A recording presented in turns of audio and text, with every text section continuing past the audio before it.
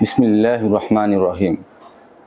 এই ভিডিওটি যারা দেখবেন ইনশাআল্লাহ, যাদের বাসায় স্ট্রোকের রোগী আছেন এবং তাদের সেই স্ট্রোক রোগীর হাতে ব্যথা আছেন, সেই হাতে ব্যথা কেন এবং আপনাকে কি করতে হবে, কি করলে পরে আলহামদুলিল্লাহ হাতের ব্যথাটা খুব দ্রুত সারবে এবং হাতে ব্যথা যাতে না হয়, এই বিস্তারিত বিষয় আপনার একটা পরিষ্কার ধারণা হবে।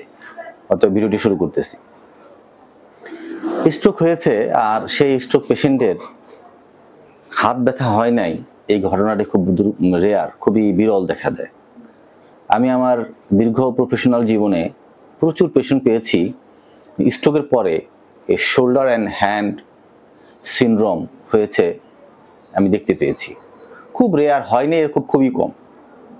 এবং খুব দুঃখের একটা বিষয় হচ্ছে ম্যাক্সিমাম পেশেন্টদের এই বিষয়গুলি জানাই থাকে না।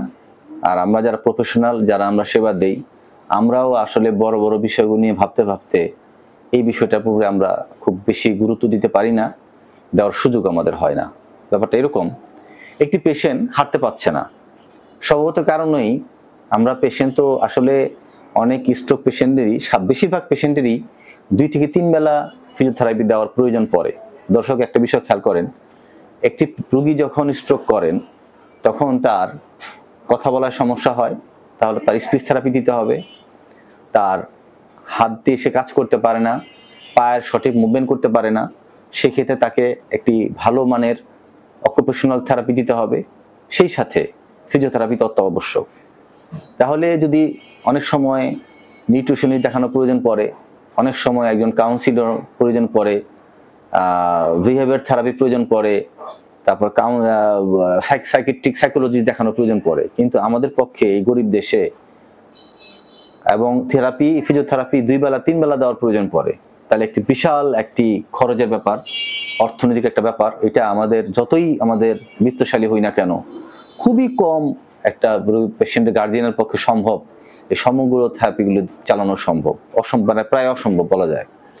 তাহলে যেটা আমরা মোটা দাগে করি, ফিজিওথেরাপিটা মোটামুটি করি, কিন্তু ফিজিওথেরাপিটাও এই যে অকুপেশন থেরাপি না করার কারণে, 2 থেকে 3 বেলা দেওয়ার সুযোগ না থাকার কারণে আমরা যারা ফিজিওথেরাপিস্টরা আছি আমরাও কি করি, তার যে মোটা দাগের কাজগুলো আগে দিয়ে আমরা নজর দিই।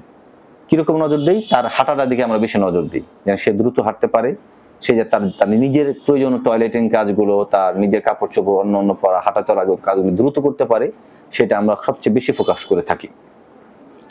এবং আপনারা সবাই জানেন যে 24 ঘন্টার মধ্যে আমরা ফিজিওথেরাপিস্টরা 1 ঘন্টা কাজ করি, আর 23 ঘন্টা গার্জিয়ানদের, রোগীদের অ্যাক্টিভ হইতে হয়, গুরুত্ব দিয়ে কাজ করতে হয়। কিন্তু আমাদের পক্ষে মানে বলা যায় আমাদের অসচেতনতা, গুরুত্ব কম এবং সময়ও থাকে না। এবং এটার যে গুরুত্ব কতটুকু, যে নিজেদের বাসা হোম সার্ভিস দেওয়া দরকার, নিজেরাদের করা দরকার, এটা আমরা বুঝতেও চাই না এবং করিও না। যার ফলে আশানুরূপ উন্নতি হয় না। আমরা যারা কাজ করি আমরা খুব কষ্ট পাই উন্নতির সেই আশানুরূপ না হওয়ার কারণে। এবং যারা টাকা পয়সা দিয়ে থেরাপি দেন বা দেওয়ান, তারাও মনের দিক দিয়ে খুব একটা স্যাটিসফাই থাকেন না। এই যে বোঝাপড়া একটা সমস্যা কিন্তু থেকেই গেল। যাই হোক, সেগুলি অন্য আলাপ, আমি সেই দিকে যাচ্ছি না। আজকের আমার আলাপ হচ্ছে শোল্ডার অ্যান্ড হ্যান্ড সিনড্রোম।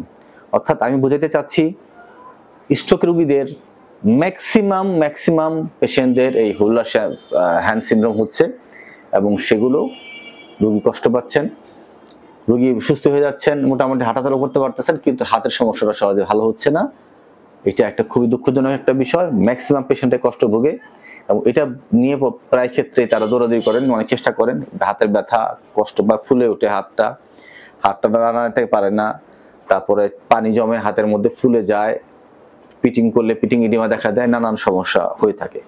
আমি এই বিষয়গুলি 2-4টা কথা বলতে চাই।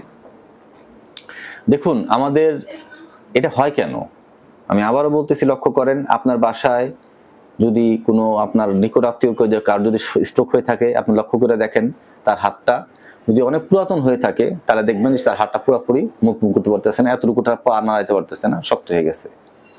যদি ইদানিং হয়ে থাকে, খুব দ্রুত 15 দিন, 1 মাস, 1.5 মাসের মধ্যে স্ট্রোক হয়, তাহলে দেখবেন হাতটা খুব বেশ ব্যথা, ধরতে দিতে যাচ্ছে না, কাজ করাতে দিতে চাচ্ছে না, এটা অ্যাকুট কন্ডিশন। যদি 6 মাসের মধ্যে হয়ে থাকে বা 3 থেকে 4 মাসের মধ্যে হয়ে থাকে, তাহলে দেখবেন যে তার হাতটা শক্ত হয়ে আছে, এরকম ঝুলে আছে, হাতটা ফুলা আছে, নাড়াচাড়া করতে সমস্যা হচ্ছে, চাপ দিলে ব্যথা করতেছে, এরকম করলে ব্যথা করতেছে, হাতটা নিয়ে ঘুরাইতে গেলে তার সেই ব্যথা চিৎকার পারতেছে এবং হাতটা সারাক্ষণ সে এরকমই রাখতেছে, বেশি নাড়াচাড়া করতেছে না। তাহলে তিনটা পজিশন, অর্থাৎ বলতে চাচ্ছি যে শোল্ডার হ্যান্ড সিনড্রোম 3 টাইপ হয়ে থাকে, অ্যাকিউট, ডিস্ট্রফিক এন্ড অ্যাট্রোপিক। তিনটা যদি 1 থেকে 3 মাসের মধ্যে অ্যাকিউট, ডিস্ট্রফিক বলতেছি 3 থেকে 6 মাস, 6 মাস পরে হচ্ছে আমরা অ্যাট্রোপিক। এখন এই যে ঘটনাগুলি ঘটতেছে কেন হচ্ছে, তাহলে আমরা 3টা টাইপ বুঝলাম। শোল্ডার হ্যান্ড সিনড্রোম কাকে বললে, মানে শোল্ডার ব্যথা হবে, এলবোতে তেমন কোনো সমস্যা হবে না, নাড়াচাড়া করতে পারবে না, রেঞ্জ অফ মোশন কমে যাবে এবং ফুলে যাবে, চাপ দিলে ব্যথা টেন্ডারনেস থাকবে, হাতে এই জায়গাগুলি চাপ দিলে ব্যথা করবে, নাড়াচাড়া করতে পারবে না এবং করতে গেলেও ব্যথা পাবে। এটাই হচ্ছে শোল্ডার হ্যান্ড সিনড্রোম। তো এটা হয় কেন, তাহলে আমরা 3টা টাইপ বলে ফেললাম। কাকে বললাম, হয় কেন? হয় হচ্ছে মূলত যখন রোগীটা স্ট্রোক করেন তখন দেখা যায় সেই স্ট্রোক রোগীটা ওই কাতেই, যদি ডান কাতে স্ট্রোক, এই সাইডে যদি স্ট্রোক হয়ে থাকে তাহলে রোগীটা ম্যাক্সিমাম সময় এই দিকে শুয়ে থাকে, ফলে এই শোল্ডারটা স্ক্যাপুলার সাথে বেশি কম্প্রেশন অবস্থা থাকে, যার ফলে একটা আস্তে আস্তে এই জায়গাটা পেন হয় এবং তার এই শোল্ডার হ্যান্ড সিনড্রোম ডেভেলপের জন্য একটা অন্যতম কারণ। মানে ব্যাপারটা হয় কি যে এই তো শোল্ডারটা আছে, এখন যখন সে এই দিকে শোয় তখন এটা নিচে থাকে, এই জায়গায় চাপ পড়ে, চাপ পড়লে এই জায়গাটাতে আস্তে আস্তে এই ঘষায় ঘষায় এই শোল্ডারটা তো মাসেল উইক থাকে, ফলে শোল্ডার হ্যান্ড সিনড্রোম হয়, এটা একটা কারণ। আরেকটা হলো যখন সে ঘুমায় তখন তার হাতটা সবসময় এরকম থাকে, দীর্ঘ সময় যদি এটা যদি মুভমেন্ট না হয় তাহলে এই ইমোবিলাইজেশনের কারণে, মুভমেন্ট না করার কারণেও তার আস্তে আস্তে সমস্যাটা হয়। তো এই 2টা সমস্যা সমাধানের লক্ষণ উপায় কি একটু এখনই বলে দিই। সেটা হচ্ছে, যদি ধরেন দরজা যদি এই পাশে থাকে আর আমার হাত যদি ডান দিকে সমস্যা হয়, তাহলে আমি রোগীকে এই কাতে দরজার কাছে, মানে যে পাশে স্ট্রোক হবে তার ওই পাশে স্ট্রোক পাশটা দরজার কাছে রাখতে হবে।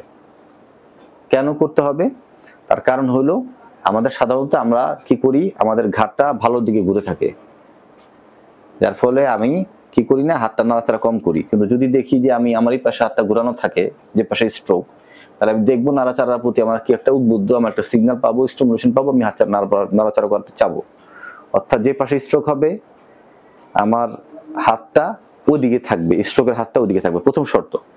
2 নম্বর শর্ত হলো যে আমি এই কাতে শুভ কম, আমি চিত হয়ে শুভ অথবা এই কাতে শুভ, চিত হয়ে শুলে হাতটা ফাঁক করে রাখবো, প্রথম শর্ত। হাতটা এরকম রাখবো না, এটা খুব খেয়াল রাখতে হবে। আর যদি আমি এই কাতে ঘুমাই তখন আমার হাতটা কি করবো, এখানে বালিশ থাকবে বা বালিশের মধ্যে এখানে বালিশ থাকবে, হাতটা ফাঁক থাকবে। আর যদি বসে থাকি তাহলে আমার হাতটা কি করবে, আমি কোনো চেয়ারের হাতলের মধ্যে আমি হাতটা রাখবো যাতে এরকম ঝুলে না পড়ে। আর হয় কি যে স্ট্রোকের পরে আমাদের এই হাতগুলো, মাসেলগুলো অ্যাট্রোফি হয়ে যাওয়ার উইকনেসের কারণে কি হয়, সাবলাক্সেশন হয়ে যায়, অর্থাৎ হাতটা নিচে এখানে গ্যাপ হয়, হাত দিলে দেখবেন গ্যাপ, যাদের 6 মাস হবে হাত দিলে দেখবেন যে মাসেলটা অ্যাট্রোফি হয়ে শুকিয়ে গিয়ে এই জায়গায় দিলে এই জায়গায় মনে হবে যে একটা গ্যাপের মতো একটা ট্যাপ, মানে একটা গ্যাপ, এই গ্রেটার টিউবারকিল থেকে এখানে আর অ্যাকুমেন্ট প্রসেসের নিচে একটা গ্যাপ পাবেন, এই গেটে হচ্ছে সাবলাক্সেশন, এটা হয়ে যায়। এবং সেই ক্ষেত্রে কি করতে হবে, একটা অবশ্যই আমাদের এলবো ব্যাগ রাখতেই হবে। আচ্ছা, যদি আমাদের হাতটা এরকম থাকে তাহলে কি করতে হবে, আমাদের একটা পকআপ, একটা স্প্রিন পরাইতে হবে যাতে করে ব্লাড সার্কুলেশনটা ভিতর উপর দিকে উঠে, কারণ এটা এরকম থাকলে তো ব্লাড উপর দিকে যায় না, এই জন্য হাতটা এরকম যদি রাখি তাহলে ঠিক মতো ব্লাড সার্কুলেশন যাবে এবং ফাংশনাল লেভেলে থাকলে রোগীর হাতটা, এই শোল্ডার হ্যান্ড সিনড্রোমটা হবে না এবং খুব দ্রুত তার ফাংশনটা, হাতের মুভমেন্ট, গ্রিপিংটা আরো ভালো হবে। তাহলে এই পদ্ধতি কি করতে হবে সেটা বলে দিলাম। তাহলে কেন হয় সেটা কিন্তু আমি এখনো পুরোপুরি বলি নাই, 2টা কথা বললাম, যে এই হাত এরকম চাপ থাকার কারণে, হাত নাড়াচাড়া না করার কারণে এটা হয়। নাম্বার 2, যে গুরুত্বপূর্ণ বিষয়, যখন এই পেশিটা হয় তখন এই পেশেন্ট, আমরা তো পায়ের দিকে বেশি নজর দিই, হাতের দিকে নজর হয় কম, ওই হাত মুভমেন্ট কম করার কারণে আমাদের কি হয়, আমাদের শোল্ডারের বায়োমেকানিক্যাল চেঞ্জ হয়ে যায়। বায়োমেকানিক্যাল চেঞ্জটা কি জিনিস, একটা মাসেল যেই মুভমেন্ট, যে অ্যাঙ্গেলে মুভমেন্ট করলে তার ফায়ারিং ভালো হয়, তার অ্যালাইন হয়, তো দেখা যায় যে আমরা ওই পজিশনগুলো মাসেলের ওই ওইরকম মুভমেন্ট আর করতে পারে না, ওইভাবে তার ফাংশন হয় না, ফলে একটা অ্যাবডোমিনাল মুভমেন্ট হয় এবং সেই অ্যাবডোমিনাল মুভমেন্টের কারণে একটা পেনের সিগন্যাল খুব ঘন ঘন ব্রেনে যায় এবং কন্টিনিউয়াস একটা পেন তার সে অনুভব করে। কেন হয়, কারণ বায়োমেকানিক চেঞ্জ হয়। বায়োমেকানিক কেন চেঞ্জ হচ্ছে? মুভমেন্ট না করতে করতে তার কি হয়, তার এই শোল্ডার এবং এই হিউমেরাস, হেড এবং স্ক্যাপুলার গ্ল্যানোইড ক্যাভিটির মধ্যে কি হয়, তার একটা অ্যাবনর্মাল মুভমেন্ট হয় এবং ক্যাপসুল থেকে শুরু করে মাসেলের মধ্যে তার যেরকম বায়োমেকানিক যেরকম মুভমেন্ট হওয়ার দরকার সেটা আর হয় না, যার ফলে একটা সার্বক্ষণিক একটা অ্যাবনর্মাল পেন সেন্সেশন উপরে যায়, সার্বক্ষণিক একটা পেন হয়, নাড়াচাড়া দিতে গেলেই ধরলেই রোগী আতঙ্কগ্রস্ত হয়ে পড়ে এবং কখনো কখনো একটু গরম অনুভব হয়, একটু ইনফ্লামেশন হয়, হাতটা একটু লাল লাল হয়ে থাকে এবং গরম গরম অনুভব হয়ে থাকে অ্যাকিউট কেসে, মানে প্রথম 3 মাসের মধ্যে এটা হতে পারে। পরবর্তী সময় এই সিমটম থাকবে না, সেটা আবার আরেকটা লক্ষণে যাবে। তাহলে আমরা বললাম যে এই যে মুভমেন্ট না করলে এই আস্তে আস্তে জিনিসগুলো কিন্তু হয়ে যাবে। আর আমরা শুরু থেকে যদি আমরা কি করি, যেটা বললাম যে চেয়ারে বসলে হাত সাপোর্টে থাকতে হবে, হাত ফাঁক রাখতে হবে, যে পাশে স্ট্রোক করছে সেদিকে মুখ রাখতে হবে শোয়ার সময়, চিত হয়ে শুইলে ফাঁক রাখতে হবে, কাত হয়ে শুইলে এটা নিচে বালিশে রাখতে হবে যাতে এরকম না থাকে। এই কয়েকটা জিনিস করলেই কিন্তু, আর যদি আমরা প্রতি 2 ঘন্টা পর পর যদি আমরা প্যাসিভ মুভমেন্ট গুলো আমরা ঠিক মতো করাই, তাহলে এই মাসেলগুলো বায়োমেকানিক্যাল চেঞ্জ হবে না, হাতটা ভালো থাকবে এবং এই ফুলে যা যা ফোলা হয় লাল হয় জিনিসগুলো হবে না। তাহলে এই জিনিসগুলো অনেকটাই আমরা ঠিক করতে পারি। আরেকটা যেটা হয়, যখন এই বায়োমেকানিক্যাল চেঞ্জ হয় তখন কি হয়, হাতটা থাকে আমরা সবসময় এরকম, ফলে আমাদের যে ভেসেলের যে ড্রেনেজ, আমাদের রিটার্ন, যে আমাদের ফ্লুইড, আমরা জানি যে আমাদের হার্ট পাম্প করলে আর্টারি দিয়ে ব্লাড আসে হাতে, আবার ক্যাপিলারি হয়ে ভেন দিয়ে ব্লাডটা হার্টে যায়। তখন এই যে রিটার্ন যে ভেন দিয়ে আসবে তখন সে পুরোপুরি আসতে পারে না, ফলে এখানে ব্লকেজ হয়, পানি এখানে জমা হয়, হাতটা ফুলে থাকে। এখান থেকেও কি হয় যে ভ্যাসোমোটর একটা অ্যাবনর্মালিটি হয়, যার ফলে হাতটা ফুলে থাকে, তার যে ফ্লুইডের মধ্যে ইন্টারস্টিশিয়াল স্পেসে পানি থাকার কারণেও তার মাসেলের অ্যাক্টিভিটি কমে যায়, একটা অ্যাবনর্মাল পেন সেন্সেশন সার্বক্ষণ হতে থাকে।